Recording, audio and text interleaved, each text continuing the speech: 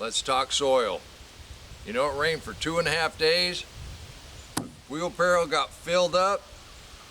Forecast said we were going to have 20 inches. I have no idea what we got.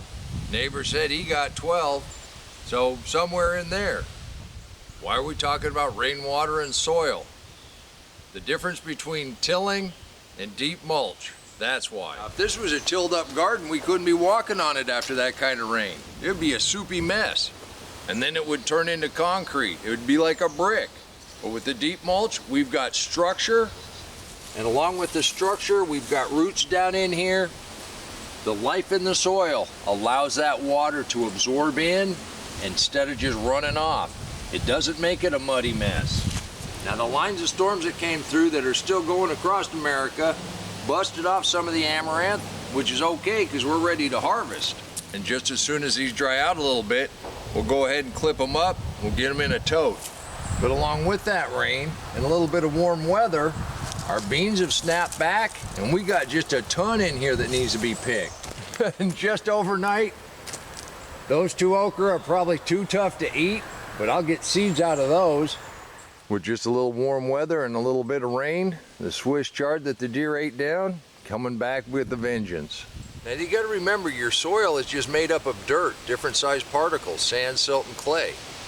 It's that light that makes structure, that makes the passageways, that allows that water to go into the soil.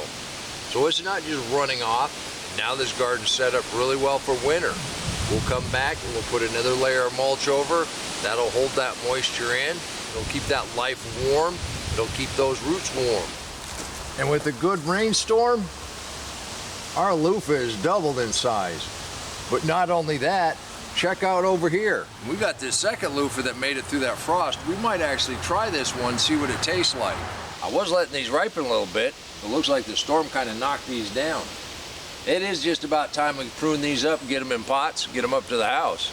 All it takes is a good little gully washer, and we got a bunch of cabbage up.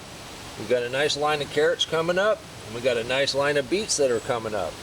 We've got true leaves on these large squash. They kind of reseeded themselves. Unfortunately, they're not going to make it through the winter. But our turnips are doing really well. We've got cabbages coming back.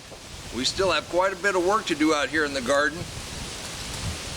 Got to bring in a bunch more mulch, but we've got a decent little forecast through the middle of November. Going to get a little more rain, but it's not going to get too cold.